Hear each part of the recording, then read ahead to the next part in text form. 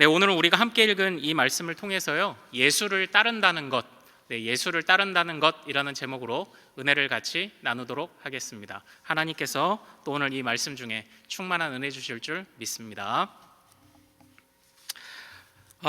요즘 아침 저녁으로 제법 날씨가 많이 쌀쌀해졌습니다. 이러다가 금방 겨울이 오는 것 아닌가 하는 그런 생각을 좀 해보기도 했습니다. 우리 성도님들 일교차가 심한 요즘 이 환절기에 건강 또 조심하시기를 또 바랍니다. 겨울을 앞두고 좀 이른 얘기일지 모르지만 겨울을 앞두고 겨울잠을 자는 동물들은 먹이를 많이 먹고 또 자신의 몸을 이렇게 살찌우잖아요. 그런데 겨울잠을 잘 것도 아닌데 저는 얼마 전부터 자꾸 몸에 지방이 축적되는 것 같아서 그래서 이제 저녁 운동을 시작을 했어요. 여름에서부터 시작을 했어요. 바로 뭐냐면 온 가족이 학교 운동장에 나가서 운동장을 1시간씩 이제 돌고 오는 거예요. 그러니까 하루에 좀 10,000보 정도는 꼭 걸으려고 그렇게 또 노력을 좀 하고 있어요. 그런데 지금은 나름 익숙해지기도 했고 이제 그 자체로 좀 재미가 있더라고요. 계속 하다 보니까. 그런데 처음에는 쉽지 않았어요. 집사람의 손에 이끌려서 이렇게 나가기도 했었습니다. 그런데 처음에 나갈 때 모습은 어땠냐면 챙겨야 될 게 많더라고요. 핸드폰 일단 챙겨야 되죠. 그리고 물도 한 병 이제 챙겨야 되겠고, 그리고 또 아이들하고 같이 나가니까 심심해할까봐 아이들 장난감 불빛 나는 거 싱싱카 장난감 챙겨야 되죠. 또 걷기만 하면 지루하지 않을까 해서 배드민턴도 챙겨야 되고, 또 나간 김에 마트까지 갔다 올까 해서 이제 자동차를 가지고 또 차키를 들고 가기도 하는 거예요. 장바구니 챙기고. 그러다 보니까 이제 주머니가 빵빵해지는 겁니다. 그러니까 자연스럽게 어떻게 될까요? 뛰는 것도 어렵고 걷는 것도 이제 잘 안 되는 거예요. 불편한 거예요. 주머니가 그렇게 빵빵하니까 그런 문제점들이 있더라는 거죠. 네, 하지만 지금은 이제 그 운동 자체, 그 걷고 뛰고 경보하고 그 빨리 걷는 그거 자체의 맛을 들리다 보니까 이제는 주머니를 가볍게 해서 나가요. 왜냐하면 그래야 뛰고 그래야 걸을 수 있기 때문입니다. 그래서 물 한 병 그냥 들고 핸드폰은 나름 만복의 기능 쓰려고 그거 2개 그냥 들고 나가는 거예요. 그리고 열심히 걷습니다. 그런데 저는 최근에 이런 그 상황들이 저의 영적인 그런 생활 안에서도 일어난다는 것을 좀 생각을 해보게 되었습니다. 그게 바로 뭐냐면 바로 복음을 위해 뛰어나가는데 내 주머니에 뭐가 너무 많은 거예요. 복음을 위해 사는데 하나님 나라를 위해 달려나가는 데 있어서 내 주머니에 뭐가 너무 많아서 빠르게 걷지도 못하고 빠르게 달리지도 못하는 내가 그런 사람이 된 게 아닌가, 이제 그런 생각을 좀 해보며 좀 반성을 해보게 됐어요. 우리 성도님들은 어떠신가요? 복음을 위해 빠르게 달려가실 준비가 항상 되어 계십니까? 하나님 나라를 위해 여러분들의 주머니는 주님이 채워주시는 것 외에 그 외의 것들을 채우느라 무거운 주머니를 그렇게 달고 계시지는 않습니까? 여러분의 주머니 속에는 무엇이 그렇게 많이 들었길래 복음을 위해 달려가지 못하고 계십니까? 오늘 우리는 본문에서 몇 명의 이 어부들을 만나게 됩니다. 시몬, 그의 형제 안드레, 그리고 세베대의 아들 야고보와 그의 형제 요한입니다. 예수님께서 이 바로 첫 번째 제자들을 부르시는 이 장면을 마가복음에서 이 마가는 아주 독특하게 기록을 하고 있어요. 그게 뭐냐면 누가 같은 경우는 누가복음에서 이 기록을 살펴볼 때 예수님께서 깊은 곳으로 그물을 던지라, 하루를 허탕칠 뻔한 그 예비 제자들이죠. 예비 제자들 어부들을 향해 그물을 깊은 곳에 던지라라고 하셨던 이 어떤 결단에 앞서 선행된 기적적인 체험을 사실 누가는 기록하고 있고요. 사도 요한이 기록하는 요한복음에서는요, 예수님의 제자들 중에 일부가 세례 요한의 제자였다는 것을 기록하면서 그들이 이미 영적인 생활을 하고 있었다는 그런 기록도 등장을 하고 있어요. 그리고 세례 요한이 예수님께 그 제자들을 보내거든요. 그런데 마가는 밑도 끝도 없이 그저 예수를 따르기로 결단한 제자들에 대해서 그냥 이렇게 기록하고 있습니다. 곧 그물을 버려두고 따르니라. 기적에 관한 이야기도 없고요. 또 먼저 선생되었던 세례 요한의 그런 가르침도 없어요. 그냥 밑도 끝도 없이 어부들을 부르셨고 나를 따라오라고 부르셨고 그 어부들이 곧 그물을 버려두고 따르니라 라는 반응을 보였다는 것, 단지 그것을 기록하고 있다는 것, 이것이 마가의 기록이 좀 특별하더라고요. 그 어부들은요, 어부에게 있어서 전부와 다를 바 없는 고깃배와 그물을 버려두었습니다. 또 그 어부들은요, 또 품꾼들과 자신의 아버지까지 뒤로 하고 그 모두를 버려두고 따랐습니다. 그들의 결단은 한순간이었고요, 그들의 결단은 그 즉시 이루어졌다라는 것을 이 마가가 보여주고 있더라고요. 이 말씀을 통해서 마가는 우리에게 단도직입적으로 물어보는 것 같습니다. 너도 지금 즉시 예수를 따를 수 있는가? 그런데 사랑하는 우리 성도님들, 오늘날 우리가 예수를 따른다는 것에 대해서 여러분들은 어떻게 생각을 하시나요? 물론 아닐 거라고 생각을 합니다. 그러나 일반적인 그런 모습들을 생각해 보면 요즘 우리가 그냥 예수를 따른다는 것, 우리는 이 정도로 이해하고 있지는 않나요? 주일에 오는 것, 일정한 시간을 주일에 나와 예배 드리는 것, 일정한 헌금을 드리는 것, 아니면 뭐 올해가 인구주택 총조사를 하는 그런 날이래요. 5년마다 한 번씩. 그때 종교란에 기독교라고 쓰는 것, 아니면 뭐 성경책을 읽고 기도하는 것, 회식 자리에서 자신이 기독교임을 밝히며 어떤 술자리를 거부하는 것, 뭐 이런 정도가 예수를 따르는 것이라고 우리는 보통 그렇게 생각을 하지 않습니까? 그런데 마가는 예수를 따른다는 것은 그것들 외에도 버려야 할 것들이 많다고 우리에게 말을 하는 것 같습니다. 여전히 우리의 주머니 속에 무엇인가가 너무 많아서 복음을 위해 달려갈 준비가 되어 있지 않는 우리들을 향해서 반성하게 만드는 그런 메시지를 말씀하고 있는 것 같습니다. 저는 우리 주머니 속에, 그리고 제 속에도 그래요, 수많은 것들이 들어 있습니다. 그래서 그 속에 자리를 차지하고 있어서 우리로 하여금 복음을 향해 달려가지 못하게 만드는 것들, 사실 뭐 나열하자면 한도 끝도 없을 거고요. 우리 성도님들 각자의 삶의 모습이 다 다르기 때문에 말하자면 시간이 부족할 거예요. 워낙 각자 다른 삶의 수많은 조각들이 있기 때문이겠죠. 그런데요, 성경을 그래서 그런지 성경도 그것들을 구체적으로 말하고 있지 않더라고요. 대신 스스로 우리로 하여금 스스로 판단할 수 있는 복음의 기준을 말해주는 게 저는 이 성경의 가르침이라고 생각을 합니다. 그래서 그 기준에 그냥 우리가 그것을 비춰보는 겁니다. 그래서 그 기준에 길고 짧은 것들을 잘라내고 채워 넣는 작업을 우리 스스로 하게 만드는 것이 성경의 가르침이라고 저는 생각을 했어요. 그래서 성경은 우리에게 기준을 가르쳐주고 우리가 그것을 스스로 골라내는 것이죠.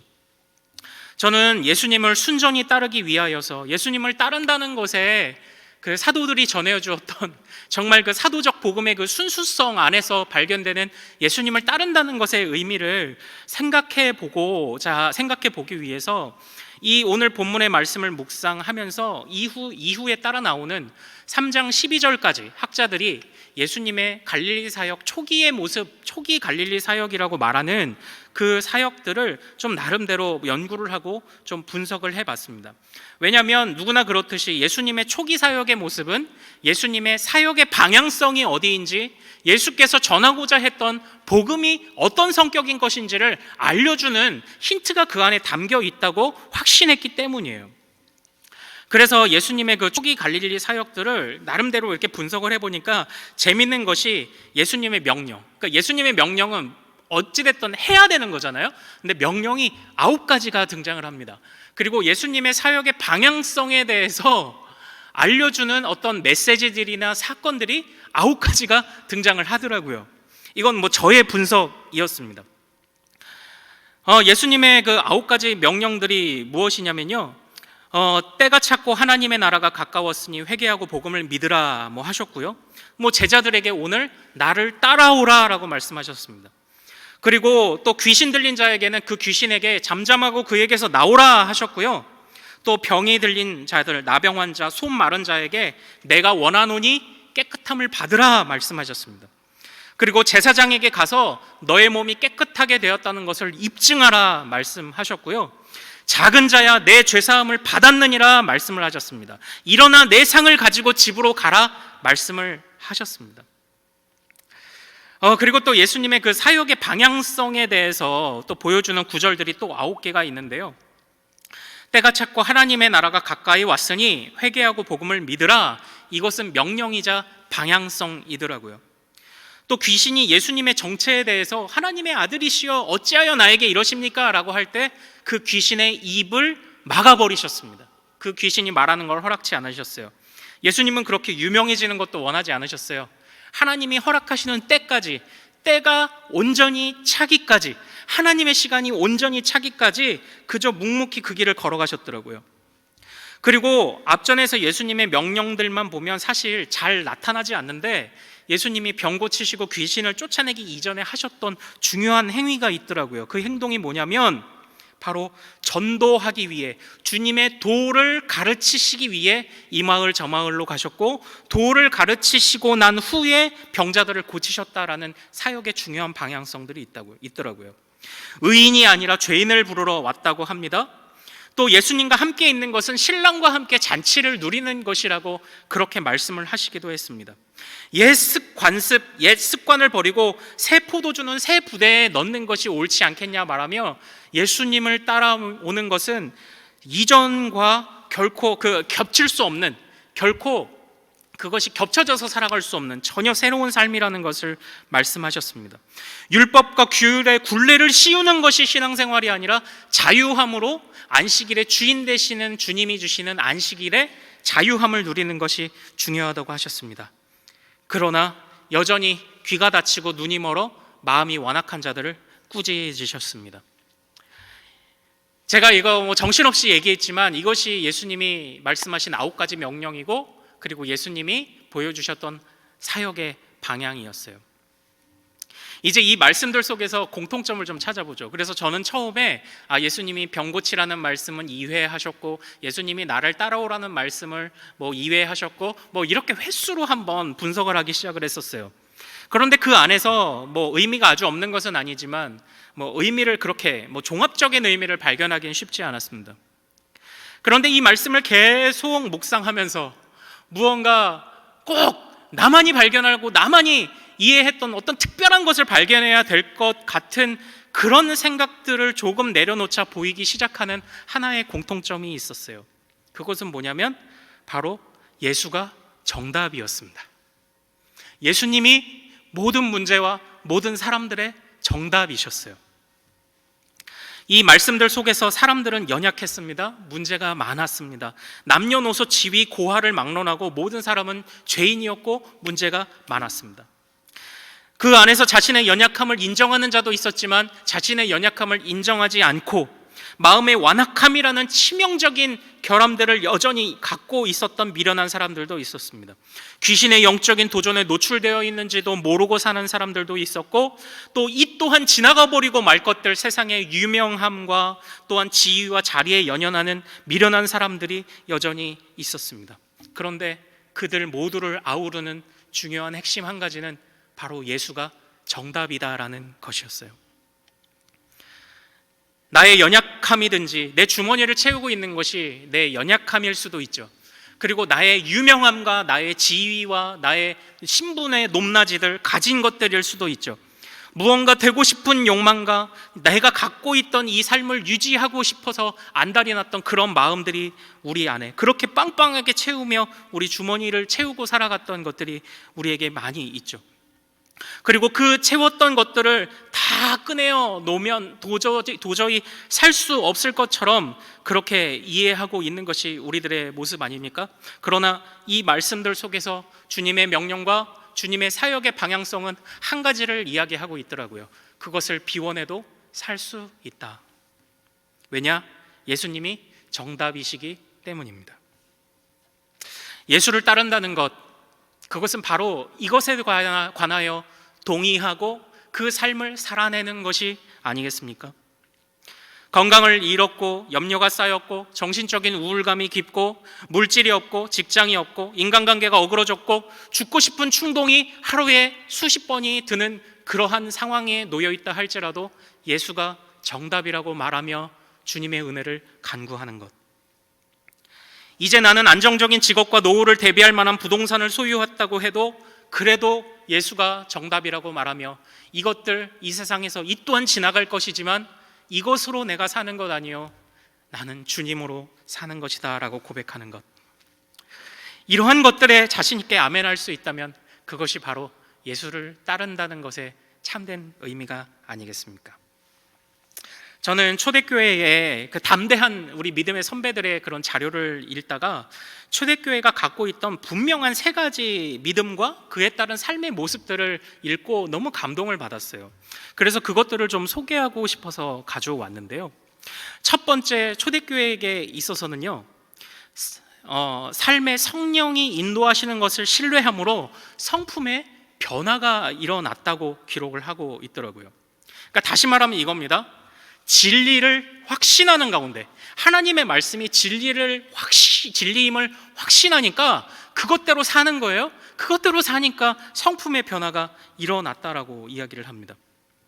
그리고 그들은 이전에는 혼자의 삶을 위해 살았지만 공동체가 함께 뭉치며 살아갔다고 해요. 그래서 공동체에 영향력을 끼쳤다는 것이 두 번째였습니다. 부자와 가난한 자가 서로 교제했습니다. 주인과 하인이 서로 교제했습니다. 그들의 사랑은 그들의 그 교회당 안에서 웅물한 개구리와 같은 사랑이 아니었고요. 그 사랑은 흘러 넘쳐갔어요. 재난이 닥칠 때면 가장 먼저 지역 공동체를 섬겼고, 또 그리스도인의 생활 방식과 맞지 않는 것들에 대해서는 과감하게 끊어냈던 그런 결단들이 있었습니다. 그리고 마지막 세 번째는 무엇이냐면요, 그리스도인들이 비판을 받고 미움을 받고 박해와 죽음을 맞이할 때도 침착하게 대응했을 뿐 아니라 기쁘게 대응했다라고 이야기를 합니다. 바로 죽음을 기쁨으로 여겼던 것입니다. 주님을 부인하게 하거나 박해하는 자를 미워하게 할 수 없었다. 초대교회 교인들을 그렇게 묘사하고 있습니다. 초대교회 교인들을 아무리 박해해도 주님을 부인하지 않았고요, 박해하는 그 사람을 욕하지도 않았다고 해요. 왜냐? 보이지 않는 분을 보이는 것처럼 여기며 살아갔기 때문에. 나는 지금 이 죽음을, 저들은 내게서 이 내 생명을, 내 육신의 생명을 빼앗을 수 있을지 몰라도 죽음은 곧 하나님이 새롭게 열어주시는 문의 입구이기 때문에. 그래서 초대교회 성도들이 이것을 확신하고 이 말씀대로 이렇게 살아갔다고 해요. 바로 나를 따르라 라는 말씀에 모든 것을 버려두고 따라갔던 그 제자들의 모습이 초대교회 성도들 안에 있었던 거예요. 사실 그 제자들이 어떻게 하여 그 예수님의 이 가르침을 따라갔는가, 조금 더 이렇게 묵상을 하다 보니까 나를 따라오너라, 내가 너희로 사람을 낚는 어부가 되게 하리라, 이제 이 말씀이 있잖아요. 이 사람을 낚는 어부가 되게 하리라 라는 이 말씀이 사실은 예레미야 16장에 예언된 말씀이더라고요. 주님의 심판의 때가 지나고 주님께서 구원할 어부와 같이 구원할 자를 허락하신다. 그리고 포수와 같이 악한 영들을 대적할 자를 허락하신다. 이제 이런 예언을 주셨더라고요. 그러니까 지금 이 제자들이, 그리고 초대교회가 갖고 있던 어떤 이 나를 따르라는 말씀에 주머니에 속에 있는 것 아까워하지 않고 모든 것 비워놓고 달려갔던 그 또 하나의 이유가 무엇인지 아십니까? 바로 오래전부터 예언되었던 구원자와 건지시는 이의 사역을 나도 할 수 있다는 거예요. 우리 예수 그리스도만이 사람을 낚는 어부가 아니라 예수 그리스도를 따르면 나도 그와 같이 쓰임받을 수 있다는 바로 그 사실을 우리 제자들이 깨달았기 때문이 아닐까, 저는 그런 묵상도 좀 함께 해보게 되었어요. 그런데 이 초대교회의 모습을 서술했던 한 학자는 요즘의 교회의 모습, 서구의 교회뿐만 아니라 어쨌든 그 문화의 영향을 받는 우리 교회도 그렇고 우리 한국 교회들도 그렇고 꼬집고 있는 문제들은 이겁니다. 대표적으로 이렇게 꼬집고 있어요. 신학자는 전도하지 않고 전도자는 신학에 무지하다. 종교란에는 기독교로 표시하지만 막상 영적인 헌신이나 감각은 없다. 이렇게 꼬집고 있어요. 저는 이 말이 현재 우리가 주님을 즉시 따라가지 못하는 많은 모습을 설명해주는 아주 좋은, 아주 정확한 그런 진단이라고 생각을 했습니다. 신학자는 그저 신학을 연구하는 사람이 돼버린 것에 불과하고 그저 성경은 학문에 그쳐버렸고, 전도자는 그저 하나님 앞에 끊임없이 복음을 전한다는 좋은 취지들을 가졌지만 끊임없이 하나님 앞에 나의 이 동기와 내가 전하는 메시지가 하나님의 복음에 합당한 것인지를 끊임없이 묻지 않는 그런 무지한 모습들. 무언가 이분화되어 있는 그런 모습들, 서로 나뉘어 있는 모습들, 기독교라고 표시하지만 막상 달려가지 못하는 그런 모습들, 이 정도면 됐다고 말하는 그런 모습들, 우리 예수님을 즉시 따라갔던 그런 제자들의 모습, 그리고 초대교회에서 성도들이 우리에게 보여줬던 모습과 너무나 다른 모습들이 아니겠습니까? 그리고 그것이 오늘날 우리의 모습들이 아닙니까?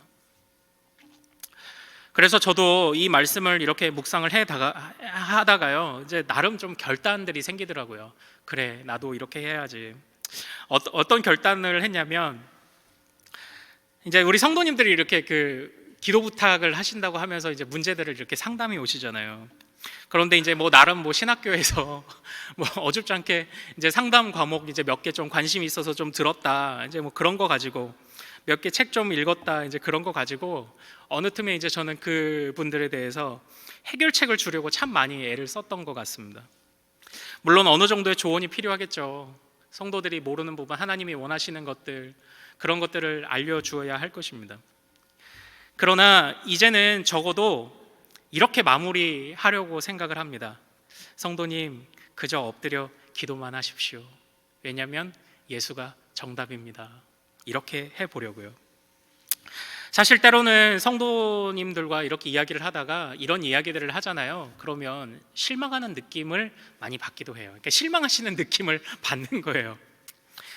그런데 그 순간에 어떤 면에서는 내가 제대로 단 답을 주지 못했구나 하는 생각도 들면서 저도 이게 마음이 안 좋고 무너지는데, 그러나 다시 주님 앞에 엎드리면 주님이 말씀하시는 것은 한 가지예요. 너는 해결사가 아니다예요. 왜냐? 정답은 예수 그리스도이기 때문이다. 구체적인 답을 얻지 못해 실망한 성도님들이 계시다면요, 저는 그저 기도하겠습니다. 여러분들을 위해 기도하겠습니다. 여러분들에게 주님이 정답이시다라는 그 확신과 믿음이 생겨나기까지 저도 그냥 기도하겠습니다. 왜냐? 주님이 정답이시기 때문이죠. 그리고 언젠가부터 예전에 우리 선배들이 하던 이야기들이 조금 이제 이해가 좀 되기도 하더라고요. 어떤 얘기냐면은 이제 나름의 자신의 진로의 문제들을 놓고 이제 고민들을 하는 거예요. 주님이 허락해 주시면 한 교회의 담임도 될 수 있고, 아니면 어디 또 주님이 부르시는 자리에 가고 할 수도 있겠지만, 어떤 면에서 마치 그 한 자리를 가는 것이 내 사역의 목표인 것처럼 여겨지며 그렇게 변해왔던 마음들을 좀 회개하게 됐어요. 예수님이 그러하셨던 것처럼 우리가 사역하는 것, 어디 목사들만이겠습니까? 장로, 권사, 집사, 어느 누구 할 것 없이 모든 사역의 기초는 때가 찼고 하나님의 나라가 가까이 왔으니 그저 회개하고 복음을 믿으라고 선언하는 것 이상도 이하도 아니에요. 그것을 선언할 수만 있다면 내가 아무리 높은 지위를 가지고 아무리 높은 직분을 가져도 쓰임받지 못하는 것보다 내가 아무리 작은 자리에, 낮은 자리에 있어도 주님이 나를 사용하신다면, 내가 주님을 위해 쓰임받을 수 있다면, 많은 것을 가졌지만 아무도 찾아주지 않는 그런 사람이 아니라, 가진 것이 없지만 나는 지극히 연약하고 미련한 소자지만 그러나 주님이 나를 찾아오셔서 나를 사용하신다는 그 사실 하나만 붙들고 사역한다는 것, 그것이 사실 우리 사역의 전부 아니겠습니까?